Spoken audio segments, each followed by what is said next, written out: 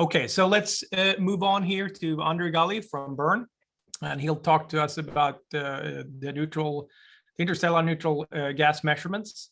And just to remind you of the schedule here, so including Andre's presentation, we have 3 presentations leading up to the 2 p.m. break before the open discussion. So please take it away, André. Good afternoon, everybody, and welcome also from my side. I will continue with the program, going through all the different instruments on the example payload. And now we come to the neutral mass spectrometer, or more generally about measuring neutrals on board the Interstellar Probe. All the good folks that you see here in the title slide have supported me. They were part of the neutral topical group and or also part of the white paper that we write on exactly the same topic. So thanks for everybody's contribution here. Next slide, please. So we shift down from in situ measurements of plasma to almost the bottom. So we get to the neutral mass spectrometer. That's this orange part in the pie chart that you see there of the example model payload. Next slide, please. Why do we want to measure neutrals? Why are neutrals important? The first question is easy to answer. There are actually 3 reasons why they matter. First, most of the stuff of the local interstellar matter is neutral gas. So you have this prediction of the local interstellar matter, and remember, that's a prediction. We don't know for sure. That's also why we want to measure it. But as you can see there, most of it is hydrogen, where more than 50% is neutral. And then the same goes for helium. If you come to rare species such as carbon up to iron, you see a quite diverse picture. Sometimes we expect that most of it is neutral. Sometimes we expect that most of it is ionized. But in any case, it's clear neutrals are dominating if you just talk about the total mass of the local interstellar matter. Next slide, please. Another reason why neutrals matter is the properties of the very local interstellar matter, VLISM, affect interactions with the heliosphere. So if you want to understand the heliosphere, for instance, magnetic fields and plasma, you cannot do this separately from the neutrals. Everything belongs together. For instance, the expected magnetic field strength is linked to the density of the neutrals that you have around our heliosphere, and then also considering the neutral hydrogen wall that you build up. Next slide, please.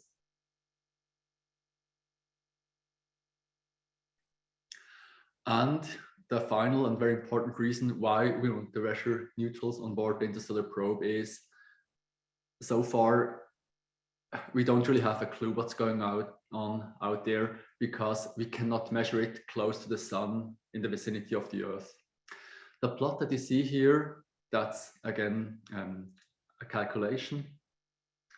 What you basically see here is if you are at 1 astronomical units or also a few astronomical units, so say you are at Mars or even at Jupiter, only a fraction of the neutrals that existed beyond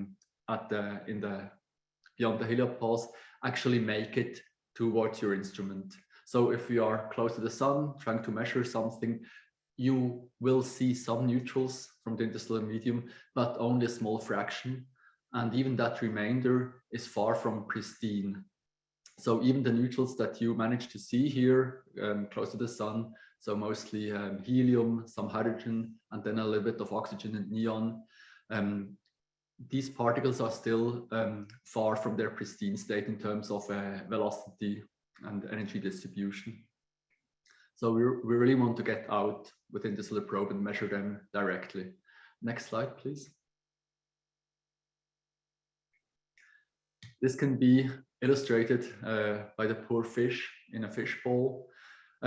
So far, when we talk about interstellar neutrals and direct measurements of the interstellar medium, then we are basically in this position of the poor fish in a fishbowl, swimming around in small circles and trying to infer what's out there by sitting inside the fishbowl. And you can guess or infer some things that happen outside, but it's very difficult. Next. So finally, with Interstellar Probe, we will be able to leave that fishbowl that distorts or even completely filtrates the interstellar medium from reaching us when we're close to the sun, and we will be able to measure in situ the interstellar medium directly. Next slide, please. So the implications for the science traceability matrix are as follows. Obviously, measuring neutral gas is crucial for the science questions about the very local interstellar medium. And I just briefly listed here the corresponding investigations. So we want to do in situ neutral and plasma property measurements beyond the heliopause, in situ sampling of neutral composition and abundance, in situ sampling of interstellar dust. There is some overlap with the dust measurements that you just saw. And we, of course, it's also important when we talk about in situ sampling of magnetic fields, plasma to non-thermal populations, because the non-neutral particles and magnetic fields, they are coupled with the neutrals and vice versa. Next, please.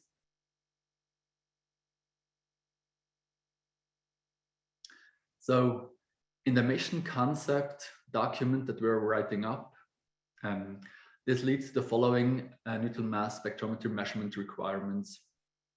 Sorry for the fine print, but basically we want to be able to measure a neutral gas and or the sum of all neutrals and ionized particles in the local interstellar medium at the high sensitivity. We're talking of 10 to the -3 to 10 to the -6 per cubic centimeters for a very long integration time. And similar to what you heard when we talked about plasma and dust, the minimum mass range must go from hydrogen to iron. That's the minimum mass range. But of course, we can go much higher. I will say a few words about this. Then, of course, we want to measure not just well, the chemical composition, but we also want to measure some isotopic ratios. Then we foresee a cadence of once per week when we talk about heliophysics. If we talk about the planetary augmentation, then we talk about roughly 1 spectrum per 10 seconds for a planetary augmentation. So if we do a Kuiper belt object flyby. And then some more details about mass allocations and power allocations. Here, the important message is basically these allocations are based on heritage, so technology readiness level 7 instruments that are in operation or soon will be. And finally, very important, similar to many other instruments, the field of view of our instrument must cover the local ram direction of the neutral gas. And the local gas flow must not hit any part of the spacecraft before entering the field of view. And we should be cohort-sighted with the dust analyzer. Next slide, please. A few more explanations here. I'll just go to the most important points.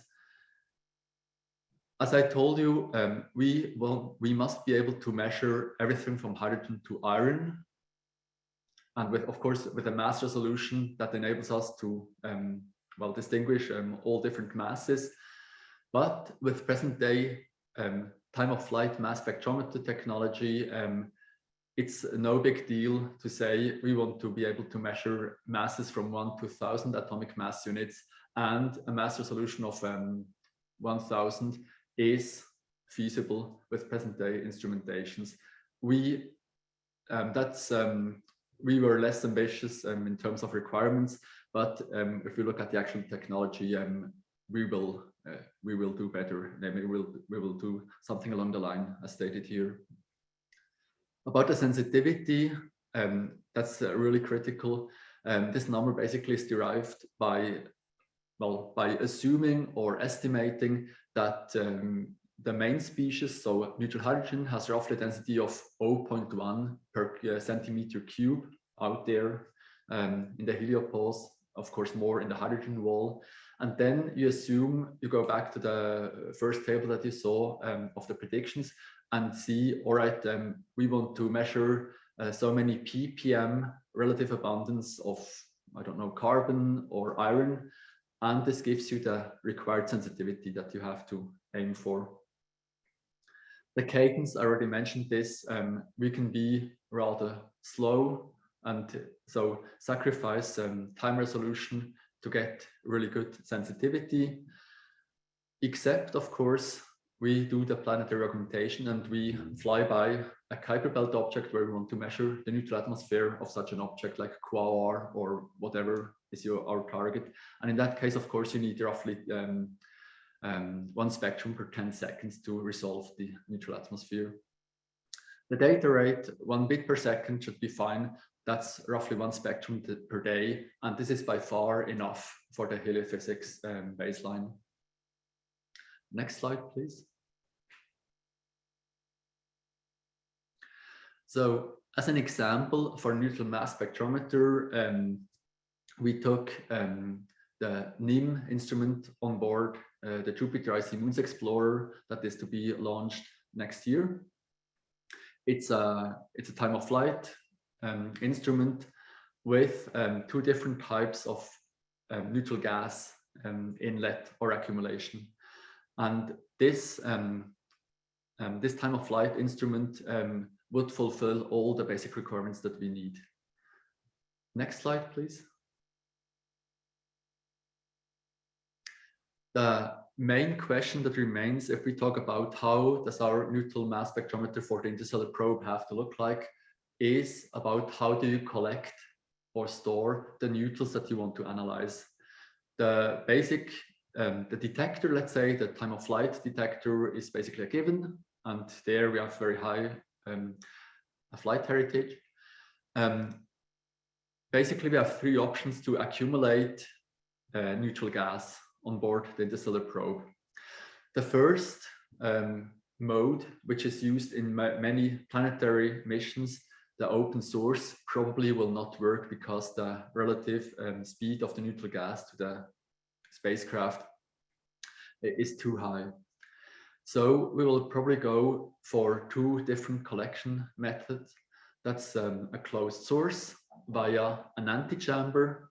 So you thermalize the inflowing neutral gas that comes in from the top. You see the sketch on the right. And then, so you thermalize whatever gets in there, neutrals and also ions. And then from there, you go to a filament and you ionize the neutrals, and then you can analyze what you got. The other option will be collection foils on a sort of a carousel.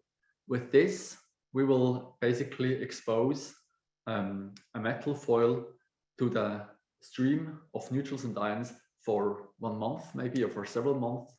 And then we will close it and heat up the foil and release all the collected material and analyze it.